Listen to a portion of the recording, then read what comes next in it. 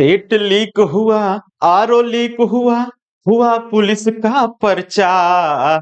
दाढ़ी वाले साहब कहते तलो पकौड़ा मिर्चा। दाढ़ी वाले साहब कहते तलो पकौड़ा मिर्चा। जय हिंद साथियों, मैं नवीन शर्मा आप सभी का अपने YouTube चैनल पर स्वागत करता हूं साथी। और उम्मीद करता हूं कि आप सभी लोग रंगों के इस महापर्व का अच्छे तरीके से आनंद लिए होंगे साथी। और भारत की भारतीयता को ध्यान में रखते हुए भारत की संस्कृति और सभ्यता के मद्देनजर साथ ही अच्छे तरीके से आप अपने इस महापर्व को सेलिब्रेट किए होंगे तथा पुनः अपनी इस पढ़ाई में यानी जो जो रंग हमें अपनी जिंदगी में ले आना साथी, ये कपड़े के रंग तो हमें बहुत ज्यादा अच्छे नहीं लगेंगे जब तक हमारी जिंदगी में रंग नहीं आएगा साथी। और इसी तन्मयता और इसी ईमानदारी और इसी मेहनत के साथ साथी आप लोग हर दिन अपने एक नए स्टेप के साथ आगे बढ़ते होंगे साथी। अपने इस जो हमारी प्रैक्टिस सेट चल रहा है साथी, आज प्रैक्टिस सेट नंबर हमारा 4 है हिंदी का। और हम लोग आज जुड़ते हैं इस प्रैक्टिस सेशन के माध्यम से और देखते हैं कि किस तरीके से हम लोग प्रश्नों को सॉर्ट आउट करते हैं साथी। हर दिन आपके लिए एक नई उम्मीद और एक नई किरण, एक नई आशा के साथ आपको उतरना साथी। और आज हम लोग शुरू करते हैं प्रैक्टिस सेट नंबर 4। तो आपके सामने ये क्वेश्चन नंबर 1 है साथी। जलज शब्द में कौन सा समास होगा आपको बताना है। क्या इसमें द्वंद्व समास होगा, क्या इसमें अव्ययी भाव समास है, या द्विगु है, या फिर बहुब्रीहि समास है। साथ ही हम द्वंद्व समास की बात करें तो द्वंद्व समास में हमारे वे शब्द आते हैं जिनके बीच में ज्यादातर अगर देखा जाए तो योजक शब्द आते हैं साथी। जैसे मैं इसका उदाहरण आपके सामने लिख रहा हूं साथी, माता पिता, माता पिता, माता पिता। यानी जब भी इनका हम लोग अगर देखें तो इनके बीच में योजक शब्द आते हैं साथी। इसको हम लिख सकते हैं कैसे, माता और पिता।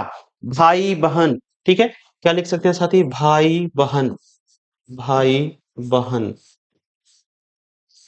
ठीक है। आगे आपके सामने अगला है ऑप्शन में कि अव्ययी भाव समास होगा क्या साथी। अव्ययी भाव समास में हमारा जो पहला पद होता है वो अव्यय होता है साथी। और अव्यय के नाम से ही स्पष्ट है कि जिसका व्यय न हो सके, अर्थात जिसको तोड़ा नहीं जा सके। और अव्ययी भाव समास में साथी पहला पद प्रधान होता है और वो भी क्या होता है, अव्यय होता है। जैसे मैं कुछ आपके सामने उदाहरण लिख रहा हूं साथी। मैं आपसे बात करूं तो अतिशय, अतिशय। आपसे बात करूं अगर प्रत्येक, प्रत्येक, ये भी साथी किसका उदाहरण होगा, तो अव्ययी भाव का उदाहरण होगा। आगे हमारे सामने लिख रखा क्या, ये द्विगु समास होगा साथी।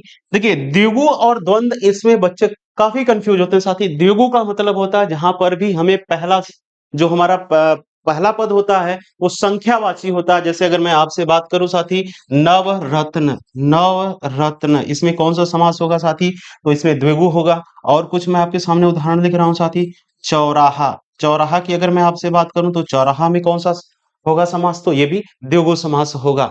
अगला ऑप्शन हमारे सामने बहुब्रीहि। क्या जलज बहुब्रीहि का होगा, जी हाँ, बिल्कुल ही बिल्कुल ही बिल्कुल ही बहुब्रीहि समास होगा जलज में। क्योंकि जलज का एक अर्थ होता है साथी क्या, कमल, कमल, जलज, अर्थात जिसका जन्म जल से हुआ हो उसी को क्या कहते हैं, कमल कहते हैं साथी। इसका मतलब तीसरा कुछ ऑप्शन हमको मिल रहा है, यानी तीसरा अर्थ निकल रहा है। इसका मतलब वहां पे क्या होगा, बहुब्रीहि समास होगा। यानी कि बहुब्रीहि समास ये कहता है कि जिसमें ना तो पूर्व पद प्रधान हो ना ही उत्तर पद प्रधान हो, बल्कि इसके अलावा इसका कुछ तीसरा अर्थ निकलता है, वहां पे क्या होता है साथी, तो बहुब्रीहि समास होता है। जैसे मैं आपसे बात करूं, लंबोदर में क्या होगा, लंबोदर में कौन सा समास होगा। इसके साथ मैं आपसे बात करूं और मीनाक्षी में कौन सा समास होगा। तो इन सब में जितने भी हमारे देवी देवताओं के नाम हैं साथी, उन सब में हमारे बहुब्रीहि समास होते हैं। और अगले क्वेश्चन पे चलते हैं। तो अगला क्वेश्चन आपके सामने कि कानन का पर्यायवाची क्या होगा। कानन क्या पुष्प होगा, क्या आग होगा, या फिर सूर्य होगा, या फिर जंगल होगा साथी। तब तक हम लोग लिखते हैं आगे, देखते हैं ऑप्शन ए। पुष्प के और कुछ पर्यायवाची मैं आपके सामने लिख रहा हूं। जैसे साथी अगर मैं बात करूं, बहुत पूछता है कि पुष्प का क्या होता है, प्रसून होता है। और क्या होता है पुष्प का, तो फूल होता है, प्रसून हो गया। और क्या होगा साथी, सुमन होता है, सुमन होता है, ठीक है। आगे मैं आपसे बात करूं, आग का क्या होगा।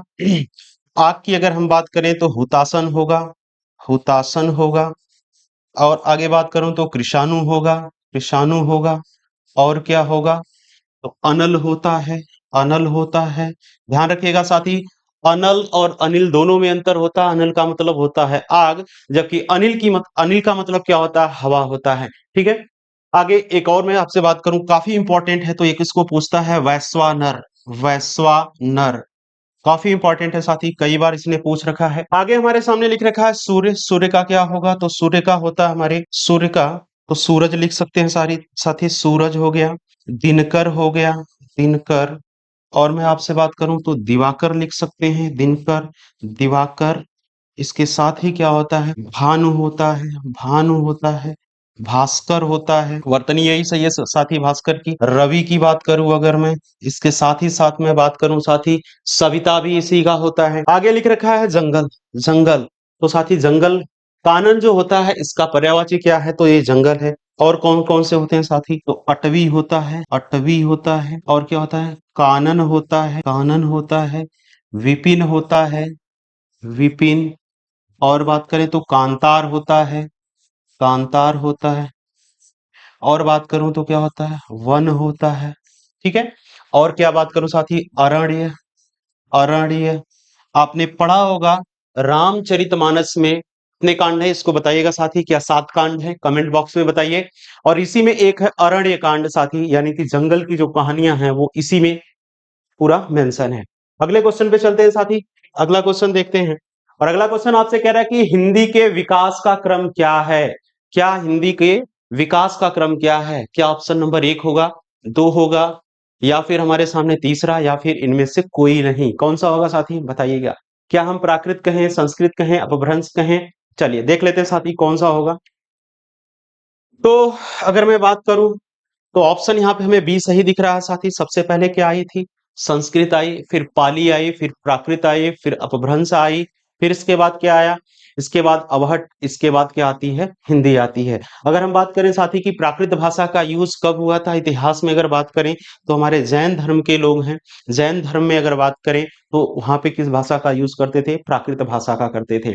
पाली भाषा की बात करें तो महात्मा बुद्ध जो थे वो पाली भाषा का यूज करते थे, ठीक है। संस्कृत से आने वाले शब्दों को साथी क्या कहते हैं, तत्सम कहते हैं। और ऐसे शब्द जो जिनका रूप बदल जाता है, यानी बिगड़े हुए रूप को हम लोग क्या कहते हैं साथी, तो उसको हम लोग क्या कहते हैं, तद्भव कहते हैं, ठीक है। चलिए अगले वाले क्वेश्चन पे चलते हैं। अगला क्वेश्चन कह रहा है कि स कौन सा व्यंजन है, क्या साथी ये अंतस्थ व्यंजन है, क्या ये स्पर्श व्यंजन है, क्या ये वृत्तमुखी है, या फिर उष्म व्यंजन है। देखते हैं साथी। तो अंतस्थ व्यंजन में सिर्फ और सिर्फ साथी कितने होते हैं, 4 होते हैं। याद रखते हैं कौन कौन होते हैं, य होता है, र होता है, ल होता है, और कौन होता है, व होता है। य, र, ल, व, बस इनको याद रखना साथी। स्पर्श व्यंजन की बात करूं अगर, तो स्पर्श व्यंजनों की कुल संख्या होती है कितनी, 25 होती है साथी। कहां से, क से लेकर के म तक, यानी जितने भी हमारे वर्गीय व्यंजन होते हैं वो सब के सब स्पर्श व्यंजन में आते हैं। और इनकी संख्या कितनी होती है, 25 होती है। यानी मैं यहां से कह दे रहा हूं, क से लेकर, क से कहां तक, म तक, क से म तक, तो ये क्या होते हैं साथी, स्पर्श व्यंजन होते हैं। लेकिन यही आपसे कभी पूछ लिया जाए स्पर्श संघर्षी कौन से व्यंजन होते हैं साथी, तो बिल्कुल भी आप गलती नहीं करेंगे। च वर्ग वाले जितने भी हमारे व्यंजन हैं उन सबको हम लोग स्पर्श संघर्षी कहते हैं साथी। आगे हमारे सामने लिख रखा है, क्या ये वृत्तमुखी होंगे, क्या बिल्कुल भी नहीं होंगे। क्या ये उष्म व्यंजन होंगे, स, हाँ बिल्कुल साथी, स जो होगा हमारा ये उष्म व्यंजन होगा, उष्म व्यंजन होगा। और कौन कौन से होते हैं उष्म व्यंजन में, तो लिख लेते हैं साथी कौन कौन से हैं।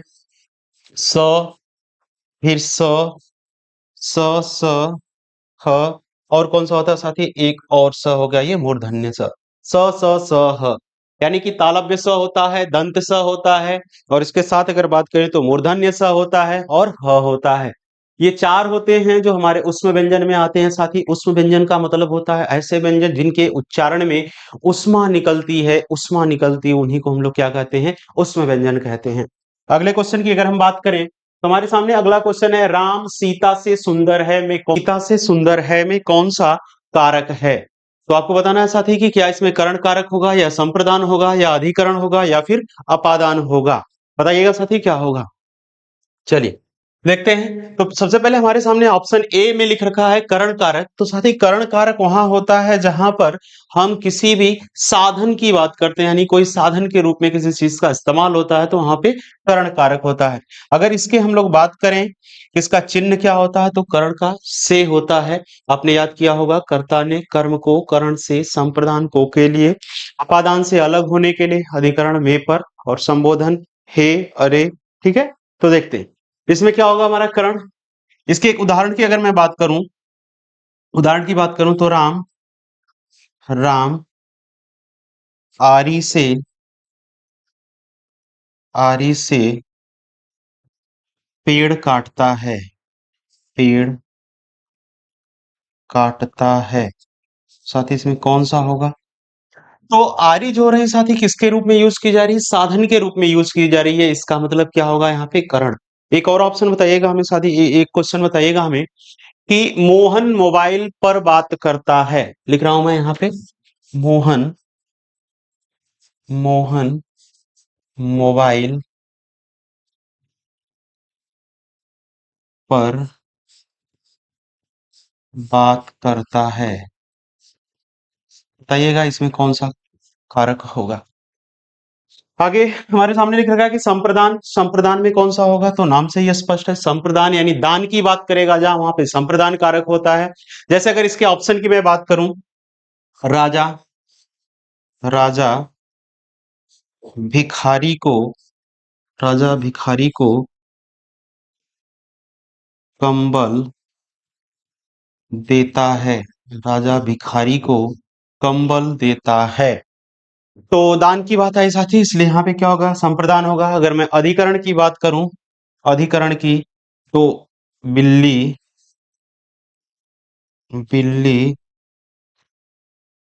छत पर है। बिल्ली छत पर है। तो अधिकरण की अगर मैं बात करूं, अधिकरण का क्या होता है चिन्ह? तो इसका होता है में और पर। साथ ही यहाँ सामने लिख रहा हूं मैं, में और क्या होता है? पर होता है। ये होता है अधिकरण का। अगला हमारे सामने लिख रखा है अपादान। अपादान का मतलब होता है साथी अलगाव की, जहां पे बात की जाती है वहां पे अपादान होता है। और कहां कहां पे अपादान होता है इस बात को देखते हैं। जब साथी कहीं डर की बात किया जाए, कहीं तुलना की बात किया जाए, तुलना की बात किया जाए, डर की बात की जाए, अलगाव की बात किया जाए साथी, यानी डर की बात की जाए, तुलना की बात की जाए, कहीं अलगाव की बात किया जाए, तो वहां हर जगह साथी क्या होता है? अपादान कारक होता है। और यहाँ पे हमसे क्या कह रखा है इसने? कह रखा कि राम सीता से सुंदर है। इसका मतलब इसने तुलना कर रखा है राम की किससे? सीता से। इसका मतलब यहाँ पे हमारा कौन सा कारक होगा साथी? तो अपादान कारक होगा। अगर मैं आपसे बात करूं कि कारकों की कुल संख्या कितनी है साथी, तो कारकों की कुल संख्या 8 होती है। कारकों को और किस नाम से जानते हैं? तो और दूसरा नाम इसका होता है साथी परसर्ग। परसर्ग के नाम से भी जानते हैं। चलिए इस ऑप्शन को देख लेते हैं साथी। यहाँ पे लिख रखा है कि मोहन मोबाइल पर बात करता है। तो क्या इसमें अपादान होगा, या अधिकरण होगा, या करण होगा? बहुत से साथी कहेंगे कि यहाँ पे होगा सर में और पर आ रहा है, इसका मतलब यहाँ पे अधिकरण होगा, लेकिन बिल्कुल भी नहीं होगा साथी। क्या मोबाइल पर बैठकर वो बात कर रहा है? नहीं, मोबाइल से बात कर रहा है। मेन होगा क्या? वो मोबाइल से बात कर रहा है, यानी साधन के रूप में यूज कर रहा है। अतः यहाँ पे हमारा कौन सा होगा कारक? तो इसमें भी करण कारक होगा। अगले क्वेश्चन पे चलते हैं साथी। अगला क्वेश्चन हमारे सामने कि निम्न में से कौन समृत स्वर है? समृत बताना है। क्या अ और आ होगा, ए होगा, उ होगा, या फिर इनमें से कोई नहीं? बताइएगा। चलिए देखते हैं साथी समृद्ध किसे कहते हैं। तो समृद्ध का मतलब होता है, आप एक बात याद रखिएगा, समृद्ध की शादी में ई भी जाएंगे और उ भी जाएंगे साथी। बस ई और उ को याद रखना है। यानी कि हमारे पास ह्रस्व होगा, ह्रस्व ई, दीर्घ ई, ह्रस्व उ, और कौन सा? दीर्घ उ। ये जितने भी हैं चारों हमारे क्या होंगे? समृद्ध में आते हैं साथी, समृद्ध में आते हैं। यानी एक बात याद रखना है, समृद्ध की शादी में ई भी जाएंगे और उ भी जाएंगे साथी। इसका मतलब ई और उ में से कौन आया है? ऑप्शन सी में उ आया है। बताइए यहाँ पे हमारा क्या होगा? समृद्ध स्वर होगा, समृद्ध स्वर होगा। आगे चलते हैं अगले प्रश्न पे साथी। अगले प्रश्न में है कि जिसमें संसार के प्रति मोह न हो उसके लिए एक शब्द, यानी वाक्यांशों के लिए एक शब्द बहुत पूछता साथी। इसको बताइएगा कि वाक्यांशों के लिए एक शब्द में जिसमें संसार के प्रति मोह न हो उसे क्या कहा जाता है? क्या वीतरागी कहते हैं, क्या अनुरागी कहते हैं, क्या सब्यसाची कहते हैं? साथ ही सब साची लिख रखा है।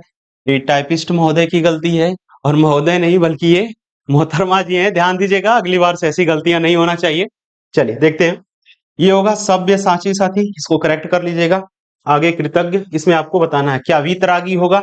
तो बिल्कुल होगा। अनुरागी की अगर बात करूं साथी, तो अनुरागी का मतलब होता है जिसके हृदय में प्रेम बसता हो, वो अनुरागी होता है। और वीतरागी की बात करें अगर साथी, तो जिसमें संसार के प्रति बिल्कुल भी मोह न रहा हो, अर्थात वो वैराग्य की स्थिति में हो, वहां पे हमारा क्या होता है? ये वीतरागी होता है। अर्थात इसका ऑप्शन क्या सही होगा? वीतरागी। सब्यसाची की अगर बात करूं साथी, तो जो अपने लेफ्ट हैंड से यानी कि बाएं हाथ से कार्य करता है उसको लोग सब्यसाची कहते हैं। और अगले ऑप्शन में है साथी कृतज्ञ। कृतज्ञ का मतलब होता है कि जो किए गए उपकारों को मानता हो उसे क्या कहते हैं हम लोग, कृतज्ञ कहते हैं। मैं सामने लिख रहा हूं साथी, जो किए गए उपकारों को उपकारों को मानता है, मानता है, ठीक है, उसे क्या कहते हैं साथी, तो उसे कहते हैं हम लोग कृतज्ञ।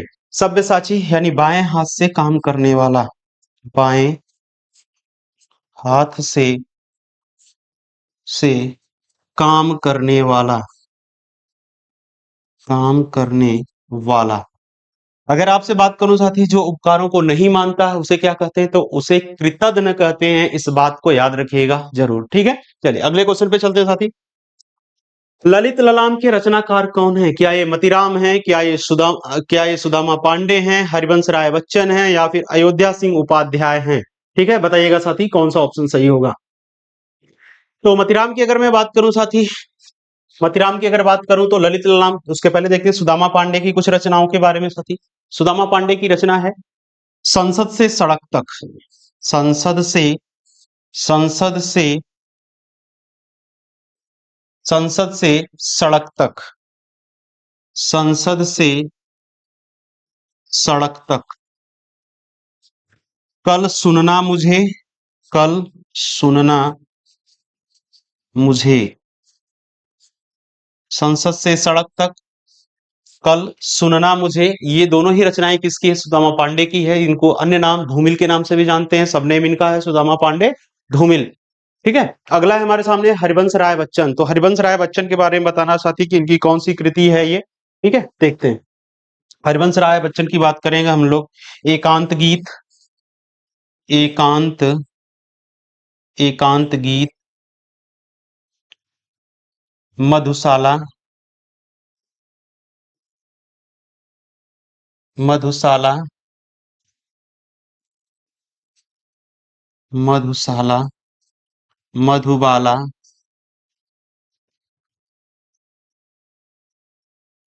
मधुबाला, निशा निमंत्रण, निशा निमंत्रण, मधु कलश, बहुत सी रचनाएं हैं साथी। आगे देखते हैं अयोध्या सिंह उपाध्याय हरिऔध के बारे में।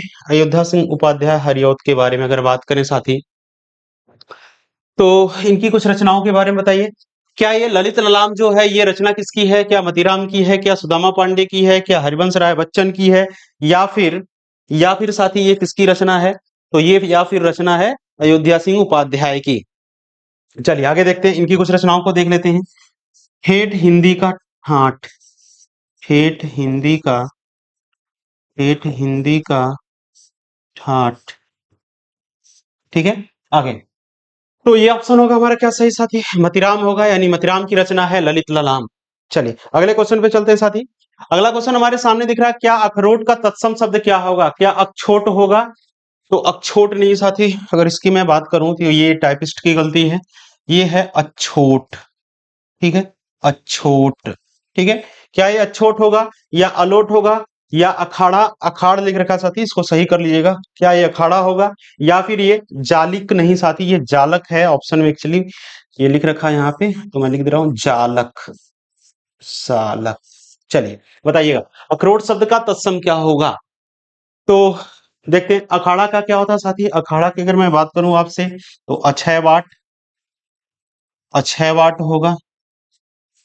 अगर मैं बात करूं आपसे जालक किसका होगा, तो झरोखा का होगा साथी, झरोखा, झरोखा का होगा। और अखरोट की मैं बात करूं साथी, तो अक्षोट वाला हमारा ऑप्शन सही होगा, ये गलत लिख रखा है, ये ऑप्शन बिल्कुल ही सही है साथी, और अलोट किसी का नहीं होता है। चलिए आगे अगर हम बात करें आपसे, तो कुछ तत्सम तद्भव शब्दों का बात करेंगे हम लोग। आप बताइएगा हमसे, गेहूं का क्या होगा, गेहूं का क्या होगा साथी? नारियल का क्या होगा, नारियल का क्या होगा? अगर मैं आपसे बात करूं साथी, गोबर का क्या होगा, नारियल का क्या होगा, बताइएगा। चलिए कमेंट बॉक्स में बताइए साथी कि क्या होगा इनका, आपको बताना है। क्या गेहूं का क्या होगा, नारियल का क्या होगा, अखरोट का क्या होगा, ठीक है। अगर मैं आपसे बात करूं, सूची का क्या होगा, सूची का क्या होगा? चलिए, तो अगर मैं बात करूं तो ये सूची का हो जाएगा हमारे सामने सुई, ठीक है। गोबर की बात करूं तो हो जाएगा गोमय, गोमय होगा। साथी नारियल की बात करूं अगर आपसे तो हो जाएगा नारिकेल, क्या होगा? नारिकेल होगा साथी। और अगर मैं गेहूं की बात करूं आपसे तो क्या हो जाएगा? ये गोधूम हो जाएगा, गोधूम हो जाएगा। ठीक है, चलते हैं अगले क्वेश्चन पे साथी, देखते हैं अगला क्वेश्चन। कह रहा सदैव शब्द में कौन सी संधि होगी? आपको बताना संधि कौन सी होगी सदैव। क्या ये गुण संधि होगा, यण संधि, या दीर्घ होगा, या फिर वृद्धि होगा? चलिए, अगर हम वृद्धि की बात करें साथी तो वृद्धि नाम से ही स्पष्ट है कि ये वृद्धि संधि है, अर्थात इसमें मात्राओं की वृद्धि होगी। यानी एक ट्रिक में अगर हम याद रखना चाहें कि वृद्धि संधि कहां होती है साथी, तो जहां भी आपको डबल मात्रा दिखे वहां पे क्या होगी? वृद्धि संधि होगी। अगर मैं उदाहरण की बात करूं आपसे, वन धन औषधि, वन धन औषधि, क्या बनेगा साथी इसका? तो वन औषधि, वन औषधि, वन औषधि। ठीक है, इसका मतलब यहाँ पे हमको क्या दिख रखा है? डबल मात्रा दिख रही है साथी। अगर मैं ऐसे ही बात करूं, यहाँ पे क्या लिख रखा है? सदा धन एव। ऐसे एक और उदाहरण की बात करूं साथी आपसे, तथा, तथा धन एव, एव की अगर बात करूं तो क्या बनेगा? तथैव। ठीक है, तथैव। ठीक है, तो यहां भी आपको दिख रखा कि डबल मात्रा दिखी साथी, यहां भी डबल मात्रा दिखी। इसका मतलब जहां भी डबल मात्रा हमको दिखेगी हम कहेंगे यहाँ पे क्या है? वृद्धि संधि है। दीर्घ संधि की अगर आपसे मैं बात करूं साथी, दीर्घ का मतलब ही होता है क्या? बड़ा, बड़ा। यानी जहां पर भी बड़ी मात्रा आए वहां हम क्या कहेंगे? यहाँ पे दीर्घ संधि है। जैसे अगर आपसे बात करूं मैं, पुस्तक धन आलय, पुस्तक, पुस्तक धन आलय, आलय, तो क्या बनेगा साथी? पुस्तकालय, पुस्तकालय। ठीक है, चलिए आगे बात करें। यण संधि है साथी, यण संधि की अगर मैं बात करूं तो यण संधि वहां होता है जहां पे हमारे अंतस्थ वर्ण य, र, ल, व आधे यूज होते हैं, वहां पे क्या होता है? यण संधि होता है। चलिए आगे अगर मैं बात करूं आपसे, गुण संधि, गुण संधि का मतलब होता है कि जहां पर भी आपको एक मात्रा दिखेगा साथी आप कहेंगे यहाँ पे क्या है? गुण संधि है। ये ट्रिक है, ट्रिक वर्ड है साथी, कि जहां पर भी सिंगल मात्रा आपको दिखे आप कहेंगे यहाँ पे क्या है? गुण संधि है। जैसे अगर मैं बात करूं आपसे, महाधन इंद्र की बात करूं आपसे साथी तो क्या बन जाएगा? महेंद्र, महेंद्र। ठीक है, आपसे अगला बात करूं, नर धन इंद्र की बात करूं आपसे साथी तो क्या बनेगा? नरेंद्र, क्या बनेगा? नरेंद्र। ठीक है, आगे बात करूं आपसे, सर्वधन उत्तम, सर्वधन उत्तम, क्या बन जाएगा साथी? सर्वोत्तम। ठीक है, सर्वोत्तम। चलिए, तो इस तरीके से आसानी से हम लोग सीख सकते हैं साथी। आगे अगले क्वेश्चन पे चलते हैं।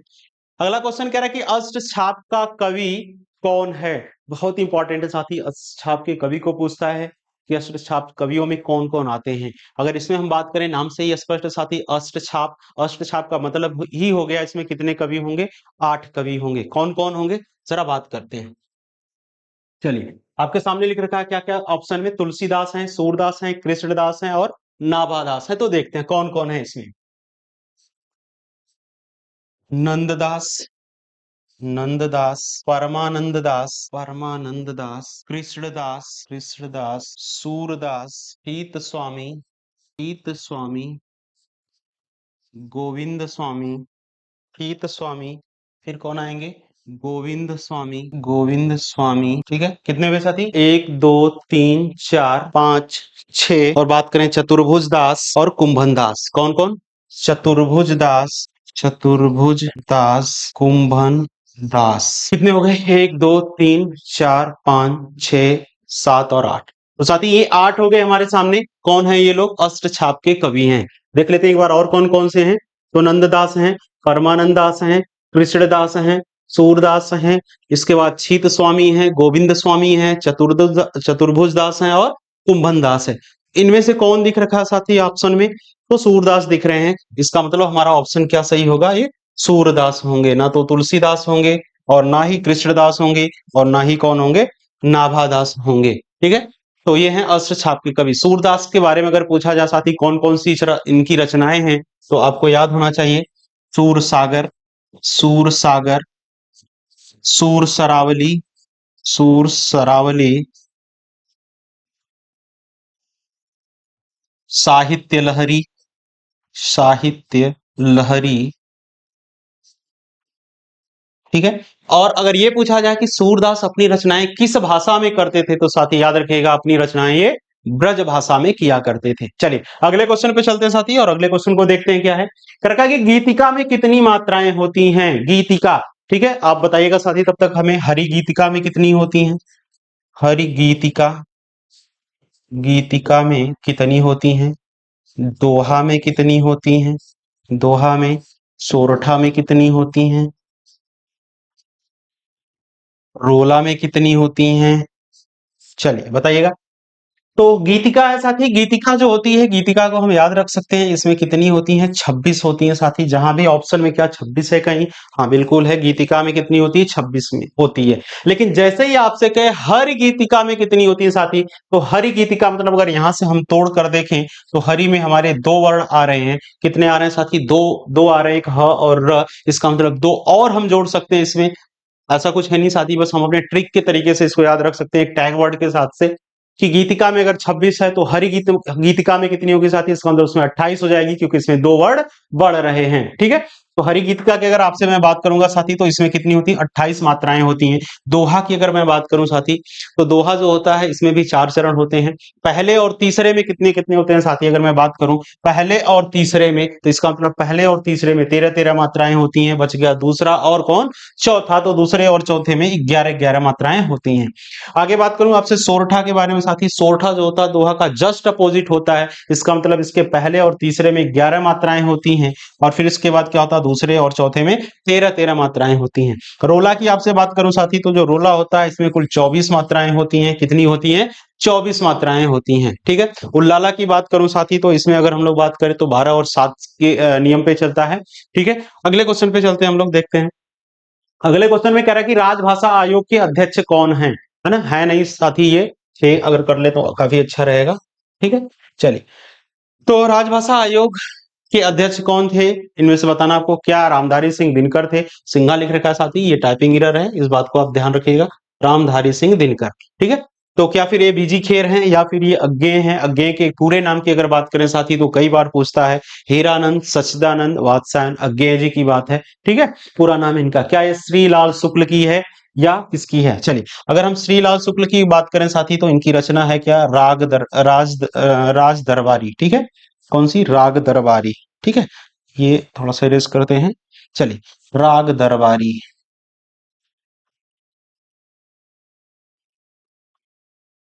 चलिए आगे, अगर अज्ञेय की बात करें साथी, अज्ञेय का मतलब ही है कि जिसे जाना न जा सके, उसी को क्या कहते हैं साथी, हम लोग अज्ञेय कहते हैं। अज्ञेय का मतलब क्या हो गया, जिसे जाना न जा सके। अज्ञेय की कुछ रचना की बात करें साथी, तो क्या होगा, हरी घास पर क्षण भर सन्नाटा, ठीक है। हरी घास पर क्षण भर, हरी घास पर, घास पर क्षण भर, क्षण भर। आगे बात करें साथी, तो क्या है इनकी रचना, सन्नाटा, सन्नाटा, हरी घास पे क्षण भर, ठीक है, क्षण भर। आगे बात करें बीजी खेर, क्या बीजी खेर थे साथी, तो बिल्कुल राजभाषा आयोग के जो हमारे अध्यक्ष रहे हैं, ये कौन रहे हैं, बीजी खेर हैं। अगर हम बात करें आपसे रामधारी सिंह दिनकर की रचना के बारे में बताइए साथी, तो क्या क्या बताएंगे, बड़ी ही चर्चित है इनकी और कई बार एग्जामों में पूछता है, हुंकार, हुंकार, ठीक है। और बात करें साथी, तो रश्मि रथी, रश्मि रथी, ठीक है, रश्मि रथी, काफी इंपॉर्टेंट है ये दोनों रचनाएं साथी। चलिए अगले क्वेश्चन पे चलते हैं, क्वेश्चन नंबर हमारा क्या होगा अगला, 13 है। इसमें कह रहा कि छंद शास्त्र को और किस नाम से जानते हैं, क्या इसे पिंगल शास्त्र कहते हैं, क्या इसे नाट्य शास्त्र कहते हैं, या इसे क्या कहते हैं साथी, अगले ऑप्शन में कह रखा है इसको सतसई कहते हैं, थोड़ा मैं साइड हो रहा हूं, सतसई कहते हैं, या फिर इनमें से कोई नहीं। आपको बताना साथी कौन सा ऑप्शन इसमें से सही होगा, बताइएगा। तो अगर बात करें साथी, इसमें तो छंद शास्त्र की जो प्रथम पुस्तक थी ये छंद सूत्र थी, और छंद शास्त्र भी इसको कहते हैं। और अगर बात करें साथी इसके प्रणेता कौन थे, तो आचार्य पिंगल थे। कौन थे साथी, आचार्य पिंगल थे, ठीक है। तो इसलिए इसको पिंगल शास्त्र के नाम से भी जानते हैं साथी। इसका मतलब ऑप्शन हमारा कौन सा सही होगा, ऑप्शन ए होगा, पिंगल शास्त्र के नाम से भी जानते हैं। अगर हम नाट्य शास्त्र की बात करें साथी, तो इसको कौन लिखा था, भरत मुनि ने लिखा था, भरत मुनि ने लिखा था नाट्य शास्त्र के बारे में, ठीक है। चलिए आगे आपके सामने दिख रखा है कि सतसई क्या है, तो सतसई साथी किसकी रचना है, तो ये बिहारी की रचना है और बिहारी की एकमात्र रचना है साथी बिहारी सतसई। और इसमें अगर दोहे की बात किया जाए कुल कितने दोहे थे, तो साथी इसमें 719 कुल दोहे थे इनके, बिहारी सतसई। ठीक है, बिहारी सतसई बिहारी की मात्र एकमात्र रचना की अगर बात करें साथी तो कौन सी थी, बिहारी सतसई थी। और इसमें कुल कितनी दोहे थे, तो कुल दोहों की अगर बात करें साथी तो कुल दोहे कितने थे, 719 थे साथी। ठीक है, आगे अगर हम बात करें कि हमारी जो राजभाषा है, ये राजभाषा क्या है, इसके बारे में अगर बताएंगे साथी, तो राजभाषा जो थी हमारी ये हिंदी है। क्या होगी साथी, राजभाषा हिंदी होगी। किसमें कहा गया है, तो संविधान के अनुच्छेद 343 एक में इस बात का मेंशन किया गया है, भारत की राजभाषा जो होगी वो हिंदी होगी और इसकी जो लिपि होगी वो क्या होगा साथी, देवनागरी होगी। इस बात का मेंशन किसमें किया गया, तो अनुच्छेद नंबर 343 फर्स्ट में किया गया है। ठीक है, चलिए अगले क्वेश्चन पे चलते हैं साथी। अगर आदिकाल को वीर गाथा काल ये किसने कहा था, इसके बारे में आपको बताना साथी। क्या हजारी प्रसाद द्विवेदी ने कहा था, या महावीर प्रसाद द्विवेदी ने कहा था, या रामचंद्र शुक्ल ने कहा था, या फिर इनमें से कोई नहीं। चलिए अगर हम बात करें आदिकाल को, आदिकाल किसने कहा था साथी, तो वो ऑप्शन होगा हमारा क्या, हजारी प्रसाद द्विवेदी। यानी आदिकाल को आदिकाल कौन नाम दिया था, तो आदिकाल को आदिकाल नाम देने वाले थे कौन, हजारी प्रसाद द्विवेदी। अगर महावीर प्रसाद द्विवेदी की बात करें साथी तो ये क्या कहे थे, बीज वपन काल, बीज वपन काल, इस बात को याद रखिएगा, बीज वपन काल। ठीक है, चलिए आगे दे रखा कि रामचंद्र शुक्ल, क्या रामचंद्र शुक्ल ने इसको कहा था आदिकाल को वीर गाथा काल, तो हाँ साथी बिल्कुल ही सही है, आदिकाल को वीर गाथा काल कौन कहा था, वीर गाथा काल, वीर गाथा काल कौन कहा था साथी, तो इसको रामचंद्र शुक्ल ने कहा था। किसने कहा था, रामचंद्र शुक्ल ने कहा था। चलिए आगे अगर बात करें हम लोग इसमें कि राहुल सांस्कृत्यायन जी ने क्या कहा था इसको, तो राहुल सांस्कृत्यायन जी ने इसको कहा था सिद्ध सामंत काल। ठीक है, क्या कहा था, सिद्ध सामंत काल कहा था। चलिए साथी आगे देखते हैं आखिर इसको वीर गाथा काल क्यों कहा गया साथी। उस आदिकाल में अगर देखा जाए तो जितने भी राजा हुआ करते थे और उनके दरबार में रहने वाले जो कवि हुआ करते थे, प्रायः वो राजाओं की बढ़ा चढ़ा करके रचनाएं किया करते थे, उनके गुणगान करते थे साथी। और इस तरीके से अगर देखा जाए तो उस समय उसमें वीरता का भाव ज्यादा हुआ करता था, अर्थात इसलिए इन चीजों को हम लोग उस काल को क्या कहते थे, वीर गाथा काल कहा जाता था। युद्धों के बड़े ही सचित्र वर्णन हुआ करते थे साथी, इस तरीके से, है ना, बहुत ही बढ़ा चढ़ा करके। आगे देखते हैं अगले क्वेश्चन में। तो इतना ही क्वेश्चन था साथी आज। आप बताइएगा कमेंट बॉक्स में कैसा रहा आज का प्रैक्टिस सेशन साथी। और हर दिन आप बड़ी ही ईमानदारी और बड़े ही जोश के साथ लगे रहिए साथी, क्योंकि हर रोज एक नई उम्मीद और एक नई आशा के साथ जब तक हम लोग अपनी तैयारी को धार नहीं देंगे साथी, तब तक एक दिन में सारी चीजें संभव नहीं है। इसलिए हर रोज थोड़ा थोड़ा प्रयास करेंगे और बहुत ही अच्छा हम लोग करने वाले साथी। मैक्सिमम प्रश्नों को हम लोग जाकर अपने परीक्षा हॉल में बनाने वाले हैं और प्रयास यही है साथी कि जितने भी क्वेश्चन आपको वहां परीक्षा हॉल में देखने के लिए मिले वो इन्हीं प्रैक्टिस सेटों के माध्यम से मिल जाए साथी। बड़ी ही मेहनत के साथ ये तैयार किया जा रहा है, प्रीवियस ईयर्स के पेपर को देखा जा रहा है साथी, कैसे क्वेश्चन आ रहे हैं, कहाँ से पूछ रहा है। ठीक है साथी, तो धन्यवाद, आज इतना ही। मिलते हैं हम लोग अगले प्रैक्टिस सेशन में कल, और तब तक के लिए आपका धन्यवाद।